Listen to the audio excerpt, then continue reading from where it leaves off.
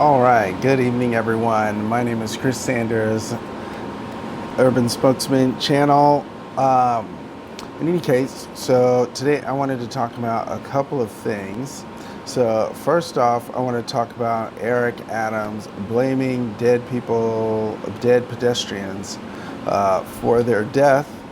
And I also, yeah, we'll start there. So, Eric Adams was interviewed about all of the pedestrian deaths that have been happening in New York City this year in 2024. It's like a record since uh, it's like a record since Vision Zero started, but even a little bit before that, the pedestrian deaths were getting wildly out of control. This year so far, there's been a 28% rise in pedestrian death. Um, so, like, it's like, what the hell is going on? It's like, what is going on? Um, and so, you see here, you got Eric Adams there, 28% rise in pedestrian deaths. That is very bad. And Eric Adams was out here victim blaming, even though they gave him the data that he needed to properly assign the blame. And that is with the people operating the motor vehicle. The people operating the motor vehicle, dangerous equipment, are responsible for not crashing into other people. Now, here's what Eric Adams had to say. I was really just surprised to see how many people. I'll start that over. I was really surprised to see how many accidents we're having because people are crossing in the middle of the street and not at the crosswalk, the mayor said. People are walking against the light. Eric Adams' remarks followed testimony last month by a high-ranking DOT official stating that just over one-third, or 34%, of pedestrians killed in New York City in the past 5 years were crossing mid-block or against the light. First off, that dot factoid, which did not have a yearly breakdown, raises the question of why pedestrian fatalities should have risen 28% this year. Have New York's 8 million plus pedestrians somehow all agreed to start walking more recklessly? Probably not, but certainly New Yorkers, the people driving in New York, have decided to collectively start driving more recklessly. And pedestrians walking recklessly can't kill anyone, but drivers driving recklessly can absolutely kill people. I see them driving on the sidewalk. I see them driving through the bike lane. I see them like honking loudly at people getting angry, going into road rage fits, all kinds of stuff. Look, this is unacceptable, and to be quite honest, it's unacceptable for our mayor to be like co-signing this kind of behavior, and like his first response is to always blame pedestrians for walking across the street. Now, let's talk about some other related Eric Adams news. And this is Eric Adams is out here defending advisors of his who have been accused of sexual harassment. Now, I agree with waiting till all the facts and the data come out, but he's defended a lot of corrupt people, and so I'm like, you defending all these corrupt people, and that's why nobody has confidence in your judgment. New York City Mayor Eric Adams is standing by a top advisor, longtime friend who faces allegations that he sexually harassed female colleagues and retaliated against those who raised alarm over the alleged misconduct. Timothy Pearson, former high-ranking official in the New York Police Department who now advises the mayor on public safety, was named in a lawsuit filed Tuesday by current Deputy Police Chief Matildis Mamara. It is the fourth lawsuit this year against Pearson, who is currently being investigated by another city agency for his role in a brawl at a shelter for homeless migrants. At a press briefing Tuesday, Adams described Pearson as a good friend and said his role in the administration had not changed as a result of the allegations. People have a tendency, so Eric Adams is like, people have a tendency when allegations are made to say, you know what, the pressure is hot, you need to just get rid of the person. And I just don't operate that way. I believe in due process and to let the process take its course. Of course he would, because, he's been implicated in some questionable behavior himself as it relates to the way he's running his campaign for mayor in 2021, using the straw donors, and then also the way he's been delivering permits to people who give him a little bit of extra cash. I'm just saying there's a lot of corruption around him. And this guy, he wasn't accused once. He was accused 4 times, and they filed lawsuits. And then the guy's doing other questionable things. Look, he's someone like that. It's got lawsuits and everything like that going on. It makes me think, why is Eric Adams going to bat for this guy? Why is he defending him so hard? It makes me think something's going on. Like, I just don't understand why anyone would defend that. Why anyone would be defending someone who's like got, 4 different charges. In any case, as a result of all this chaos and nonsense going on, we've got Brad Lander, who has now entered the mayoral race that's going to happen in 2025. And Mayor Adams criticized him, saying that he needs to be worried about getting Kamala elected as president. And Brad Landers has been supporting Kamala as president, all that. But we have to be able, like Obama said, we have to be able to do more than one thing at one time. And, and here we have Brad Lander running for mayor and supporting Kamala Harris. And, just like Eric Adams is the mayor of New York and running and supporting Kamala Harris for president. See, we can do 2 things at once. So in any case,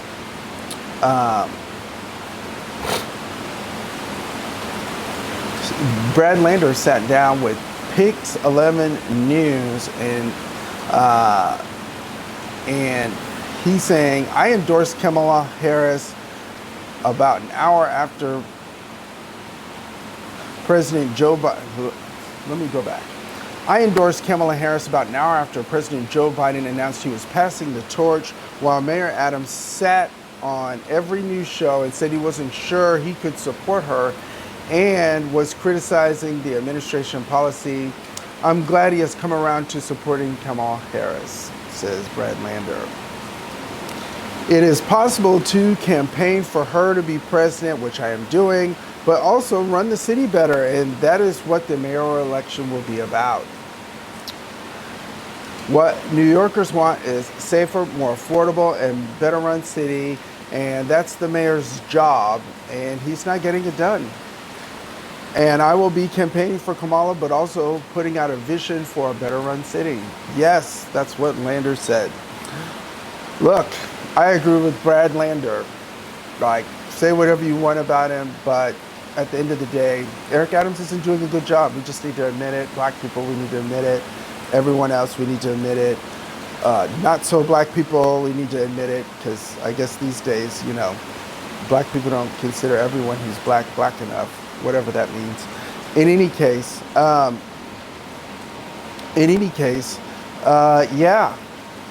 we need to, I think we should get rid of him. Look, he's not doing a good job. He's terrible, and he's corrupt.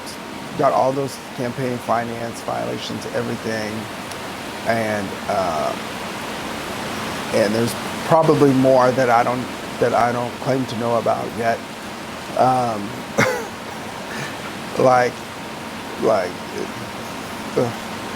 Yeah, I only placed him number 3 on my ballot. I placed Catherine Garcia number 2, Scott Stringer number 1. That's mainly because Yang kind of was disappointing and Morales was disappointing. Um, so, and Eric Adams performed well in the debates. So, so I was like, well, let me put who I think has the best chance to be possibly competent, and Eric Adams is not competent. My initial instinct was not to rank him on my ballot at all, but ultimately I decided to at number 3.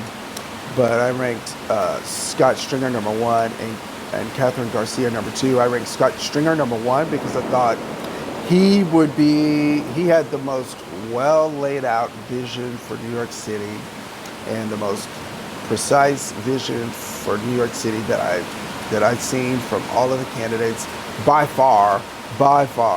And Catherine Garcia, I ranked number 2 on my ballot because she's probably the most competent out of all of them in terms of like, I wanted to hopefully get competence plus vision.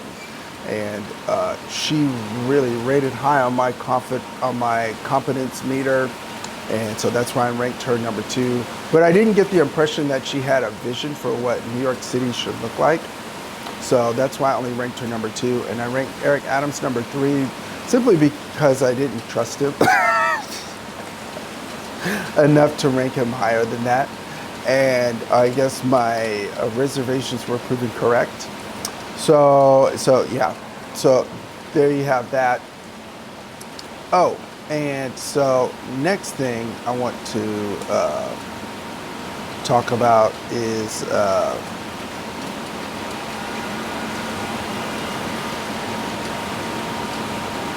Kathy Hochul.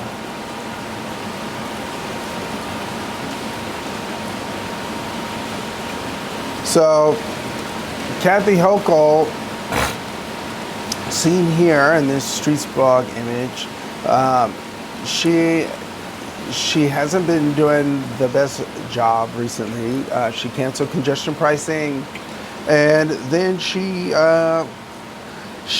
decided to add $54 million into the pot to like help fund the Second Avenue subway. Meanwhile, all the disability improvements, the ADA improvements, the Second Avenue, all the other things around the Second Avenue subway expansion into Harlem, all of these things had to be canceled because she unilaterally decided to cancel congestion pricing without any data, without anything. She just made it up. She said, oh, it's going to hurt people economically. And it's like people were already feeling better about the economy. And the other side of that is that the congestion pricing was going to have a downstream impact of creating way more jobs for people upstate and people in the surrounding New York City area who provide services, who fix things, who build stuff, who are in the subway economy. So now all that is cut off. That $15 billion plus the multiplier effects of that $15 billion of loan that could be secured is now on hold, is now clawing back, is now not able to grow the economy or keep the economy growing at the same level it would have had congestion pricing started. In addition to that, look, the number one reason I want to have the congestion pricing is to actually get rid of the cars in the core, busiest business areas of New York City. So in downtown Manhattan, downtown Brooklyn, and various areas in the Bronx and Queens and Staten Island. So, but in this case, the congestion pricing only affected Manhattan's commercial business district, because it's by far the most dense, the most busiest spot in all of America. And so I want as few cars as possible, because when there's like deliveries that need to be made or emergency services that need to happen, like emergency vehicles, all that, well, they got to sit in traffic right now because the traffic is so high and the people are driving so crazy. They come in from New Jersey and Long Island and they driving crazy, like, and it's too much. And so I'm like, oh, well, this will lower the number of cars that come through and people will take the train instead.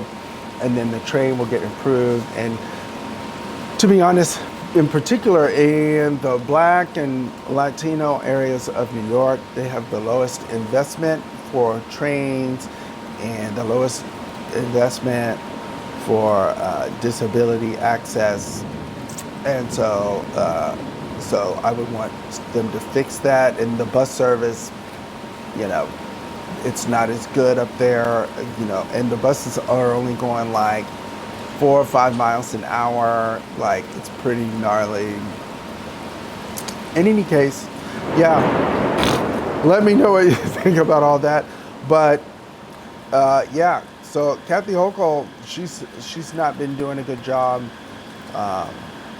And so she wanted the state to, she wants to get the New York State legislature to bail her out.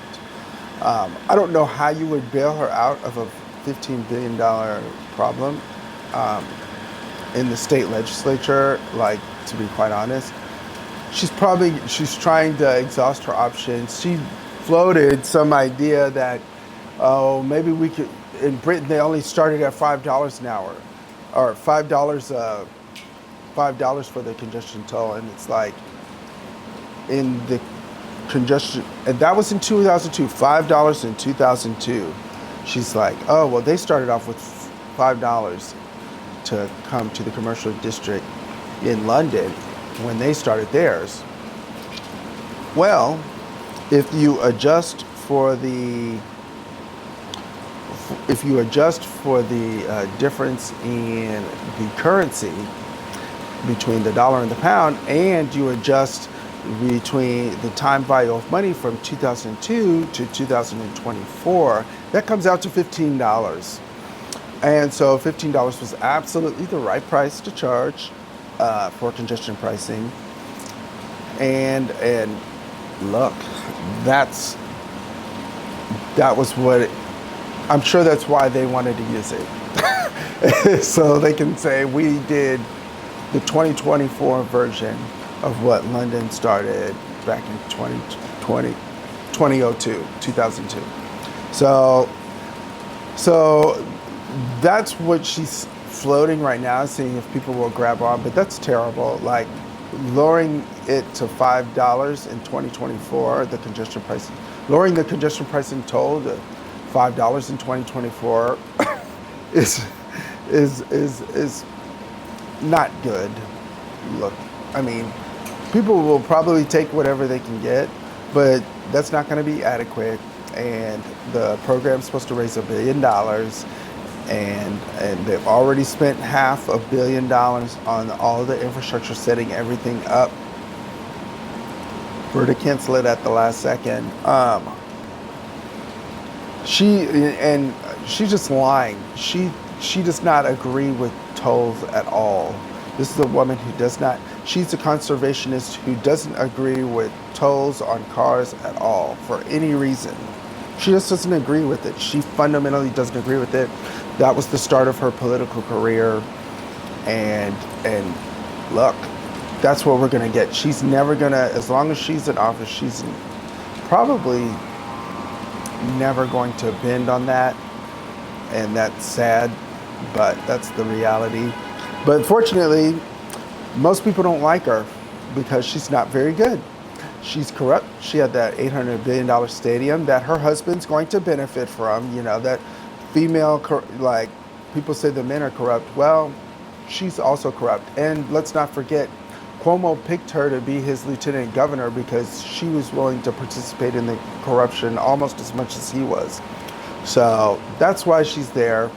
And I was hoping she would be better than that, better than the corruption when she came into office, but she's not. And so this is just another, this congestion pricing pause, just another checkbox on my report card when I go into the voting booth, because I will be voting in the primary, and I absolutely 100% will vote against her if congestion pricing is not in place and operational and running at full speed, because I think it's a terrible way to govern a lot of things. Yeah, so there's that.